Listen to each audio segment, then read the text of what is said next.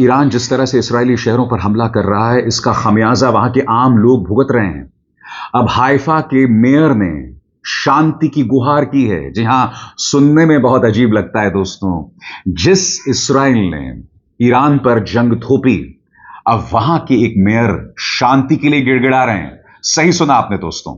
और इसके लिए आपको गौर करना पड़ेगा कि वहां के मेयर, हाइफा के मेयर दरअसल कह क्या रहे हैं। गौर किया जाए दोस्तों। इस खेल का असली नाम है शांति। जी हां, सुना आपने, इस खेल का असली नाम है शांति। ये वहां के एक मेयर कह रहे हैं। गौर किया जाए, इस खेल का असली नाम है शांति। उत्तरी इस्राएली शहर हाइफा के मेयर योना याहाव ने शुक्रवार को CNN से बातचीत में कहा। उन्होंने यह भी जताया कि अमेरिकी राष्ट्रपति डोनाल्ड ट्रंप द्वारा ईरान के खिलाफ सैन्य कार्रवाई में शामिल होने के फैसले के लिए रखा गया 2 हफ्ते का डेडलाइन बहुत लंबा है। CNN के निक रॉबर्टसन से बात करते हुए याहाव ने बताया कि ईरान के ताजा मिसाइल हमले में हाइफा में कोई नहीं मरा है। इस्राएल इमरजेंसी सर्विस के मुताबिक कुल 21 लोग जख्मी हुए हैं, जिनमें से 3 की हालत गंभीर है। याहाव ने कहा, मुझे जंगें पसंद नहीं हैं, और बताया कि वो खुद अब तक 10 जंगें देख चुके हैं। उन्होंने दोहराया, असल मकसद शांति है। सुनकर भी अजीब लगता है ना कि एक इस्राएली नेता यह कह रहा है कि असल मकसद शांति है। वो इस्राएल जिसने गजा के अंदर, वेस्ट बैंक के अंदर, लेबनान में और अब ईरान में जंग बरपाई, उसे जब ईरान से जवाब मिल रहा है, तब वहां का एक मेयर शांति के लिए गिड़गिड़ा रहा है। आगे उन्होंने बताया कि उनका शहर, जहां यहूदी और अरब दोनों समुदाय के लोग रहते हैं, बीते 100 साल से ज्यादा शांतिपूर्ण रहा है। जब उनसे पूछा गया कि जेनेवा में ईरान और यूरोपीय देशों के बीच जो बातचीत हो रही है, उस पर उनकी क्या राय है, तो उन्होंने उम्मीद जताई कि इसका नतीजा एक शांति समझौता ही होगा। ट्रंप के 2 हफ्ते वाले डेडलाइन पर उन्होंने कहा, यह बहुत ज्यादा है क्योंकि जंग के माहौल में रहना लोगों के लिए बेहद मुश्किल है। उन्होंने कहा, मुझे ट्रंप से कोई पक्की बात नहीं मिल रही है और यही मुझे परेशान कर रहा है। मुझे स्थिरता पसंद है और मुझे लगता है कि ट्रंप को मुझे यह स्थिरता देनी चाहिए। अब आपने गौर किया यहां पर वो क्या कह रहे हैं। एक तरफ वो ये कह रहे हैं कि यूरोप के नेता और ईरान के बीच जो बातचीत चल रही है, उम्मीद है उसका कोई हल निकले। दूसरी तरफ अमेरिका ने जो ये कहा है ना कि मैं 2 हफ्ते के अंदर ये फैसला लेने वाला हूं कि मुझे इस जंग में शामिल होना चाहिए या नहीं, इसके बारे में उनके मेयर कहते हैं कि यह समय बहुत लंबा है। यानी कि अगर अमेरिका इस वक्त जंग में शामिल हो जाए, तब इन्हें कोई प्रॉब्लम नहीं, क्योंकि वो जानते हैं कि एक बार अमेरिका इस जंग में शामिल हो जाता है, तब बाजी पूरी तरह से इस्राएल के पक्ष में हो सकती है। मैं कह रहा हूं हो सकती है क्योंकि अभी कुछ ही देर पहले मैंने आपको वॉल स्ट्रीट जर्नल की एक रिपोर्ट दिखाई, जिसमें साफ साफ लिखा गया था कि जितनी मिसाइलें ईरान के पास हैं, उससे बहुत कम इंटरसेप्टर्स अमेरिका और इजराइल के पास हैं। यानी कि कहीं ना कहीं इस मेयर के भाव में भी एक किस्म का दोहरा मापदंड है। वो शांति की बात तो कर रहे हैं, मगर दूसरी तरफ वो ये भी कहते हैं कि अमेरिका को इस जंग में शामिल होना चाहिए, और यही इस्राएल का दोहरा मापदंड है। आप समझ रहे हैं ना दोस्तों मैं क्या कह रहा हूं। दूसरी तरफ अमेरिकी राष्ट्रपति डोनाल्ड ट्रंप का बयान आया है, एंड बाय द वे, इस बयान में उन्होंने 15वीं बार, सही सुना आपने, 15वीं बार कहा है कि मैंने भारत और पाकिस्तान के युद्ध को रुकवाया। बात वहां नहीं रुकती, वो ये भी कह रहे हैं कि मैंने व्यापार का झुनझुना दिखाकर यह युद्ध रुकवाया। यानी कि जो दावा प्रधानमंत्री नरेंद्र मोदी कर रहे हैं दुनिया के सामने अपने विदेश सचिव के जरिए, उसके बिल्कुल उलट डोनाल्ड ट्रंप कह रहे हैं कि युद्ध मेरी वजह से रुका, और वो भी जब मैंने भारत को व्यापार का झुनझुना दिखाया। मगर सबसे पहले मैं आपको सुनाना चाहता हूं कि डोनाल्ड ट्रंप ने ईरान और इस्राएल के बारे में क्या कहा, एक एक करके आपके स्क्रीन पर। पहली बात, उनसे सवाल पूछा गया कि ईरान ने कहा है कि अगर ट्रंप चाहें तो युद्ध रुक सकता है, तो उसके जवाब में वो कहते हैं, जब हम जंग जीत रहे हों तो फोन कॉल क्यों करें, हम ईरान से बात कर रहे हैं, देखिए आगे क्या होता है। दूसरी बात, 2 हफ्ते का समय मैंने इसलिए लिया है क्योंकि उनसे सवाल पूछा गया कि आपने यह कहा है कि मैं 2 हफ्ते रुकना चाहूंगा और उसके बाद इस मुद्दे पर फैसला लूंगा कि मुझे जंग में जाना चाहिए या नहीं जाना चाहिए। तो इसके जवाब में वो कहते हैं कि 2 हफ्ते का समय यह देखने के लिए लिया कि ताकि लोग होश में आएंगे या नहीं आएंगे। यानी कि यहां पर इशारा न सिर्फ ईरान की तरफ है बल्कि इस्राएल की तरफ भी। तीसरा, ईरान यूरोप से बात नहीं करना चाहता, और यहां पर आप देखिएगा किस तरह से वो यूरोपीय देशों की धज्जियां उड़ा रहे हैं। वो कहते हैं ईरान यूरोप से बात नहीं करना चाहता, यूरोप से बात करने का कोई फायदा नहीं है, ईरान सिर्फ अमेरिका से बात करना चाहता है। चौथी बात, ईरान कुछ महीनों में न्यूक्लियर बॉम्ब बना सकता है और मैं वो होने नहीं दूंगा। और पांचवी बात, मेरी इंटेलिजेंस एजेंसी गलत है। तुलसी गबार्ड, जो कि उनकी नेशनल इंटेलिजेंस की प्रमुख हैं, उन्हें कुछ नहीं पता। दोस्तों, इसे कहते हैं बनाना रिपब्लिक। हिंदी में इसका बहुत सरल अनुवाद है केला गणराज्य, मगर वो उसका अनुवाद नहीं है। बनाना रिपब्लिक वो देश होता है दोस्तों जहां पर एक किस्म की अराजकता है, ठीक है। और अमेरिका में यही हो रहा है कि वहां का अपना राष्ट्रपति अपनी इंटेलिजेंस एजेंसी को गलत बता रहा है। सुनिए डोनाल्ड ट्रंप की एक एक बातें। मैं वैसे तो बतला चुका हूं उन्होंने क्या क्या कहा, मगर अंग्रेजी में वो क्या कह रहे हैं और उसका अनुवाद लगातार नीचे आते रहेगा। सुना जाए। Nobody really knows what that one is all about. We're going to find out pretty soon, I guess. Mr. President, the Iranian foreign minister this afternoon said if the U.S. is serious about negotiations, that you would call up Israel and request that they stop their airstrikes. Will you make that request? Well, I think it's very hard to make that request right now. If somebody's winning, it's a little bit harder to do than if somebody's losing. But we're ready, willing, and able, and we've been speaking to Iran, and we'll see what happens. Mr. President, what was the thought process behind the 2-week timetable? Just time to see whether or not people come to their senses. Mr.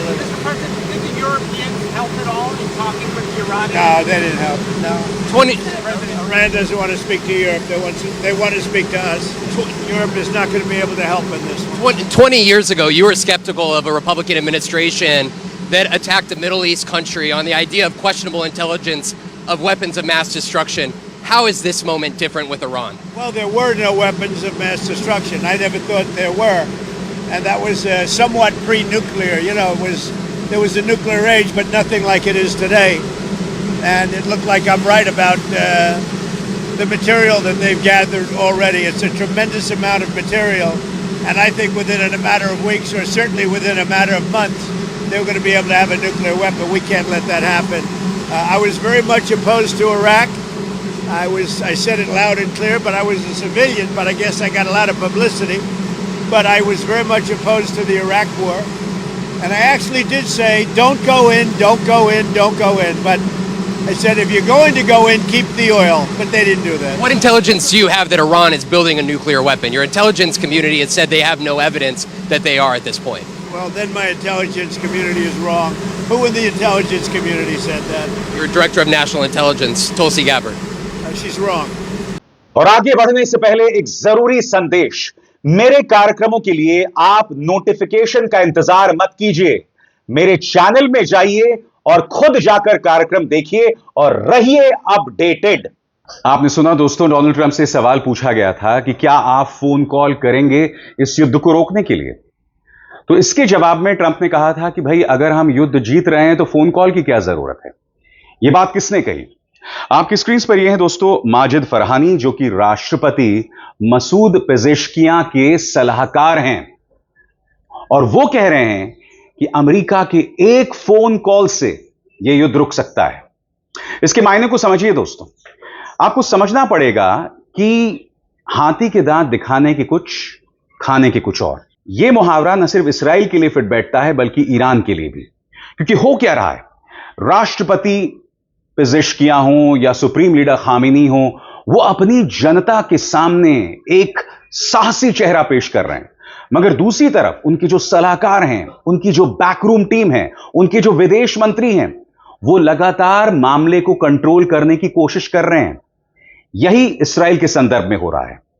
याद कीजिएगा, आज ही मैंने एक कार्यक्रम किया था जिसमें मैंने आपको बताया था कि हाइफा, जहां पर ईरान ने जोरदार गोलीबारी की है, वहां के मेयर सामने आए हैं और वो कह रहे हैं, वो शांति के लिए गिड़गिड़ा रहे हैं। वो ये कह रहे हैं कि मेरे शहर में अरब भी हैं और यहूदी भी हैं, सब मिलजुल कर रहते हैं, दर्जनों सैकड़ों साल से मिलजुल कर रह रहे हैं, लिहाजा शांति ही आगे का रास्ता है।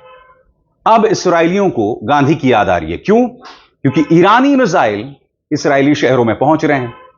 उसी तरह से आपकी स्क्रीन पर यह हैं माजिद फरहानी, राष्ट्रपति पेजेश्कियां के सलाहकार। वो क्या कह रहे हैं, इस पर गौर किया जाए।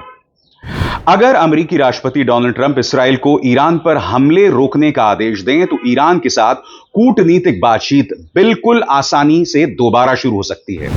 यह बात ईरानी राष्ट्रपति कार्यालय के अधिकारी माजिद फरहानी ने शुक्रवार को CNN से कही। उन्होंने कहा, ईरान नागरिक बातचीत में विश्वास रखता है, चाहे बातचीत सीधे हो या किसी के जरिए, यह मायने नहीं रखता। फिर वो आगे क्या कहते हैं, इस पर गौर किया जाए। राष्ट्रपति ट्रंप सिर्फ एक फोन कॉल करके इस जंग को आसानी से रोक सकते हैं, फरहानी ने कहा। उन्होंने दोहराया कि जब तक इसराइल ईरान पर बम गिरा रहा है तब तक यह बातचीत मुमकिन नहीं है। यही ईरान का साफ रुख है। फरहानी से सवाल यूरेनियम एनरिचमेंट पर भी किया गया दोस्तों, यानी कि वो यूरेनियम एनरिचमेंट जो 90% हो गया तो ईरान के पास परमाणु बॉम्ब हो गया। इस बारे में फरहानी क्या कहते हैं, इस पर गौर किया जाए। फरहानी ने यह भी कहा कि ईरान यूरेनियम संवर्धन रोकने के लिए तैयार नहीं है, जिसे तेहरान शांतिपूर्ण मकसद के लिए बता रहा है, लेकिन कुछ हद तक रियायतें दी जा सकती हैं। अब यह जो बयान है फरहानी का, यह दो-धारी तलवार है। पहले वो कहते हैं कि हम एनरिचमेंट रोकने को तैयार नहीं है। अमेरिका क्या कह रहा है? अमेरिका कह रहा है कि आपको यह पूरी प्रक्रिया रोकनी पड़ेगी, तभी युद्ध विराम हो सकता है। मगर साथ ही वो ये भी कह रहे हैं कि कुछ रियायतें दी जा सकती हैं। अब इस रियायतें के क्या मायने हैं? क्या इन रियायतों को देने के पीछे का मकसद यह है कि आम ईरानी की जान बचाई जा सके? जैसे मैं आपको बतला चुका हूं, 200 से ज्यादा आम ईरानी मारे जा चुके हैं इस्राएली बमबारी में, जिसमें औरतें, बच्चे शामिल हैं। तो स्वाभाविक सी बात है दोस्तों, ईरान इसे रोकना चाहता है। इसीलिए वो ये भी कह रहा है कि रियायतें देने को तैयार है, मगर यूरेनियम एनरिचमेंट बंद नहीं होगा, क्योंकि हमारा जो न्यूक्लियर प्रोग्राम है वो शांतिपूर्ण मकसद के लिए है। मगर हकीकत यह भी है दोस्तों कि ईरान का जो न्यूक्लियर बॉम्ब है उसका वजूद सिर्फ इसराइल है। यह न्यूक्लियर बॉम्ब बन ही इसीलिए रहा है कि किसी ना किसी वक्त इसका इस्तेमाल इसराइल पर हो सके, यानी कि उसका एक मकसद यह है। मसलन पाकिस्तान के न्यूक्लियर बॉम्ब की बात करें तो उसका मकसद भारत है। भारत के न्यूक्लियर बॉम्ब की बात करें तो उसका मकसद दो देश हैं जो उस पर लगातार हमले करते रहते हैं, यानी कि चीन और पाकिस्तान।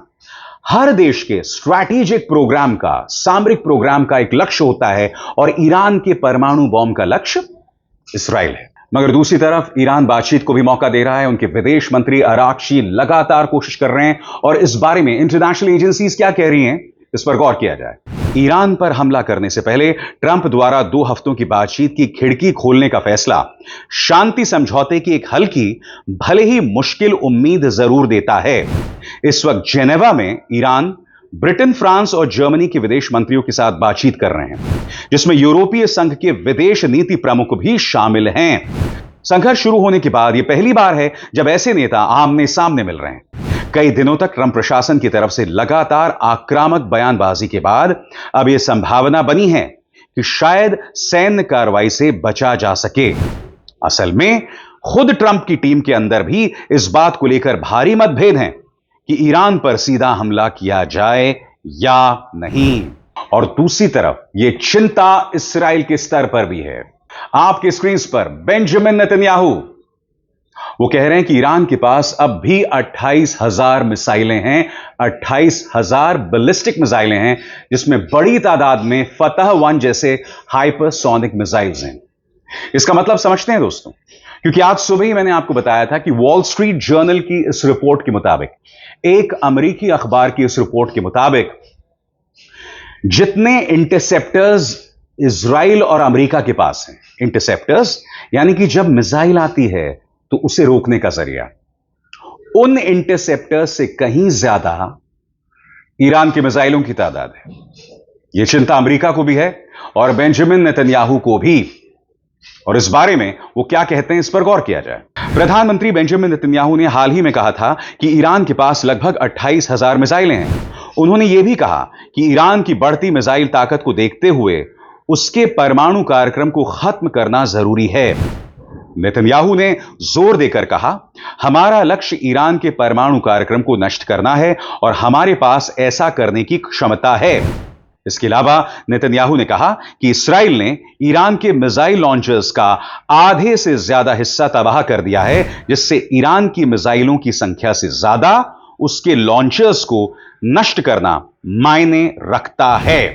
यानी कि लॉन्चर्स को तबाह कर दो ताकि मिसाइल्स उड़ान ही ना भर सके, क्योंकि इस्राइल जानता है कि उसके पास इंटरसेप्टर्स की तादाद उतनी ज्यादा नहीं है, और जिस दिन उसके इंटरसेप्टर्स खत्म हो गए तो उसके लिए मुश्किल शुरू हो जाएगी दोस्तों। उससे भी बड़ी बात, इस युद्ध में शामिल होने को लेकर अमेरिका ने अभी 2 हफ्ते का वक्त लिया है, यानी कि 14 दिन। और इन 14 दिनों में इनफैक्ट हो सकता है 10 दिनों के अंदर इजराइल का आयरन डोम पूरी तरह से धराशायी हो जाए, उसकी मिसाइलें खत्म हो जाए, उसके इंटरसेप्टर्स खत्म हो जाएं, और ईरान जहां चाहे इस्राइल पर निशाना साध सकता है। अभिसार शर्मा को दीजिए इजाजत। नमस्कार।